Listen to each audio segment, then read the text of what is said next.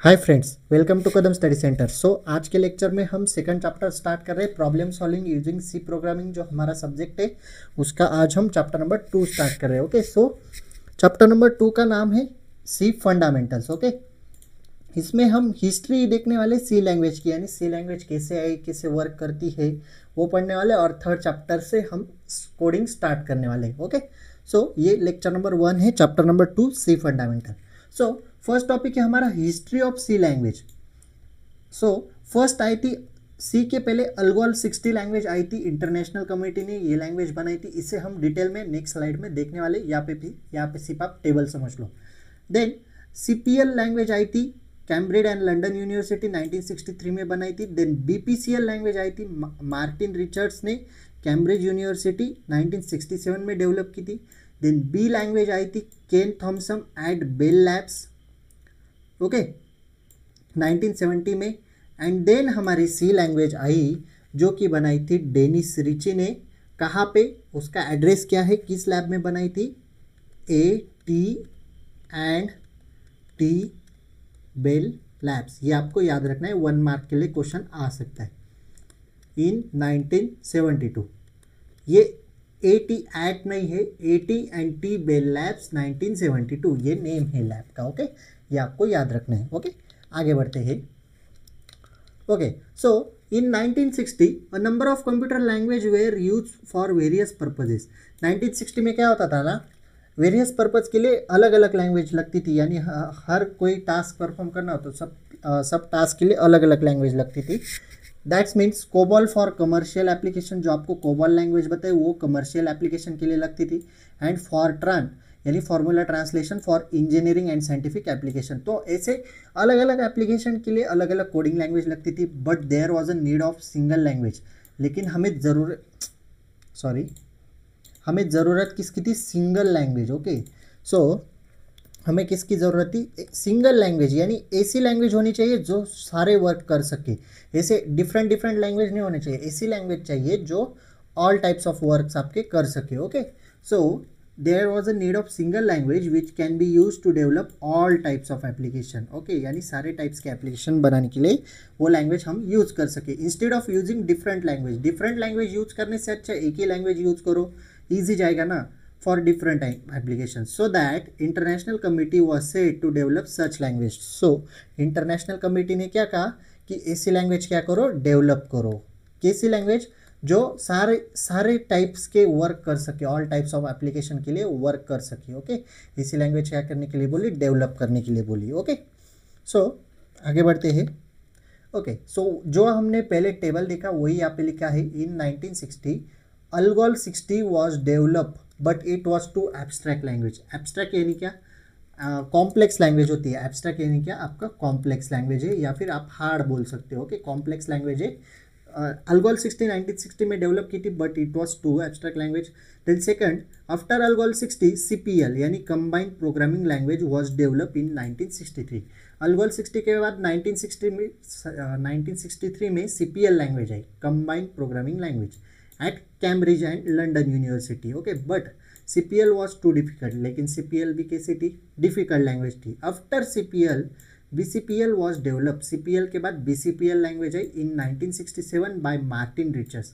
किसने डेवलप की, Martin Richards ने, at Cambridge university. But BCPL was less powerful and too specific language. But BCPL कैसी थी, specific थी, यानी सिंपल लैंग्वेज थी एंड लेस पावरफुल थी। Okay, after BCPL B language was develop by Ken Thompson. BCPL के बाद क्या हुआ, बी लैंग्वेज डेवलप की, किसने, केन थॉमसन ने। कब, 1970 में, एट बेल लैबोरेटरी। कहाँ पे, बेल लैबोरेटरी में। But B was too specific, but B language भी बहुत ही स्पेसिफिक लैंग्वेज थी। After B language C language was develop by Dennis Ritchie. And last में किसने डेवलप की, सी लैंग्वेज, डेनिस रिची ने, एट कहाँ पे, AT&T Bell labs in 1972। C language consist of number of data types. Okay, तो कहाँ पे develop हुई, आपको एड्रेस याद रखना है, AT&T। Okay, AT&T Bell labs. और कब डेवलप हुई, 1972 में। ये आप याद रखो, आपके एग्जाम के पॉइंट ऑफ व्यू से बहुत ही इंपॉर्टेंट क्वेश्चन है। ओके, तो अभी क्वेश्चन अराइज हुआ why C is middle level language, C को हम मिडल लेवल लैंग्वेज कहते हैं, जस्टिफाई क्यों, यस इज इट ट्रू कि सी को हम मिडल लेवल लैंग्वेज कहते हैं, is it true, why but C provides facilities of both languages, low level language and high level language. तो सी क्या प्रोवाइड करती है हमें, दोनों लैंग्वेज के फैसिलिटीज प्रोवाइड करती है, हाई लेवल लैंग्वेज भी और लो लेवल लैंग्वेज भी। हमने हाई लेवल लैंग्वेज और लो लेवल लैंग्वेज ऑलरेडी देखा है फर्स्ट चैप्टर में। Okay, C is high level language because syntax of high level language is design to write the code for software generation. C also support low level language programming such as bitwise operator. The logic of bitwise operator totally depend on 0 and 1, so that C is middle level language. इसलिए हम तो C क्या करती है, दोनों types के programming language को support करती है, एक high level language and low level language, दोनों को सपोर्ट करती है। कौन सी लैंग्वेज, हमारी C लैंग्वेज, इसलिए C को हम क्या कहते हैं, middle level language, MLL middle level language. तो आपको ये क्वेश्चन इंपॉर्टेंट है बहुत ही कि why C is middle level language, justify. Okay, 2 से 3 मार्क का क्वेश्चन है, आंसर लर्न कर लो। ओके, आगे बढ़ते हैं।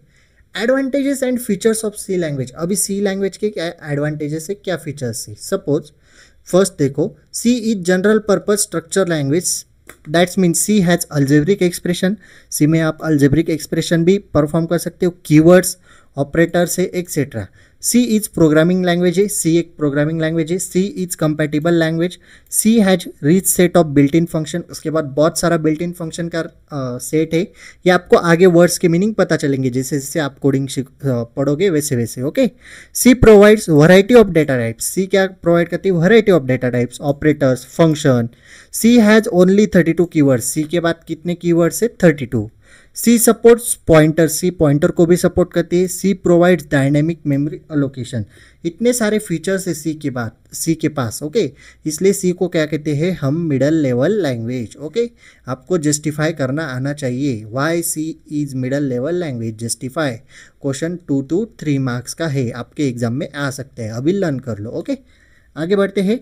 So this is the last topic of this lecture, C development life cycle. Okay, अभी सी की डेवलपमेंट कैसे हुई, यानी सी लैंग्वेज में हम कोडिंग को डेवलपमेंट कैसे करते हैं या फिर डेवलपमेंट लाइफ साइकिल क्या है उसके बारे में पढ़ते हैं।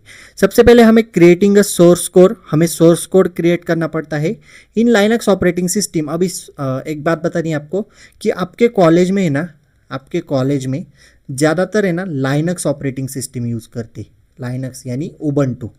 Okay, Ubuntu operating system use होती है, वहाँ पे विंडोज़ यूज़ नहीं करते। आपको विंडोज़ तो पता होगा, हम जनरली विंडोज़ यूज़ करते हैं, ज़्यादातर विंडोज़ ऑपरेटिंग सिस्टम यूज़ करती है। ओएस जो होती है ना वो हमारी विंडोज़ होती है। तो कॉलेज में ज़्यादातर लाइनक्स या फिर उबंटू यूज़ करते हैं, इसलिए आपको ये ऑपरेटिंग सिस्टम पे कोड करना पड़ता है। और हम विंडोज़ पे कौन सा एप्लीकेशन यूज़ करते हैं, VS कोड नाम का एक एप्लीकेशन है, मैं बताऊँगा ये एप्लीकेशन, ये सॉफ्टवेयर है जो हम डाउनलोड एंड इंस्टॉल भी करके बताऊंगा आपको, और कैसे यूज़ करते कोडिंग के लिए वो भी बताऊंगा, हम कोडिंग भी करेंगे।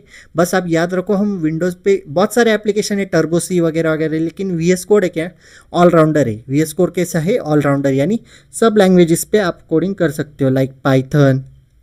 ओके, पाइथन हो गई, जावा हो गई, एक्सेट्रा एक्सेट्रा, बहुत सारे लैंग्वेज VS कोड पे आप परफॉर्म कर सकते हो। और कॉलेज में ना आपको लाइनक्स पे क्या होता है ना, टेक्स्ट एडिटर यूज़ करने बोलते हैं। टेक्स्ट एडिटर पे आप कोड टाइप करते हो और कंपाइलर में जाके या फिर टर्मिनल में जाके आप कोड को रन करते हो। आप जैसे कोडिंग करोगे ना आपको पता चल जाएगा कि मैं ये क्या बोल रहा हूँ। ओके, तो सबसे पहले हम सोर्स कोड क्रिएट करते हैं इन Linux operating system. First create a source code using any type of text editor. देखो, सोर्स कोड टेक्स्ट एडिटर पे टाइप करते हैं, एग्जाम्पल टेक्स्ट एडिटर, देन उसे हम कंपाइल करते हैं। सोर्स कोड कंपाइल करते हैं, can be compile using GCC file name .c। So GCC आपको एक कमांड है कंपाइल करने के लिए देनी पड़ती है जब भी आप कोड रन करते हो, एंड देन उसके बाद यहाँ पे आपको फाइल का नेम लिखना पड़ता है। और .c ये एक एक्सटेंशन है, ये एक्सटेंशन बहुत ही कंपलसरी होता है क्योंकि ये फाइल C प्रोग्रामिंग की, ये पता चलता है .c की हेल्प से। आपने देखा होगा .mkv, okay, .mp3, then .png, ये फोटो का है PNG, देन .jpg, आपने ये पढ़े होंगे एक्सटेंशन।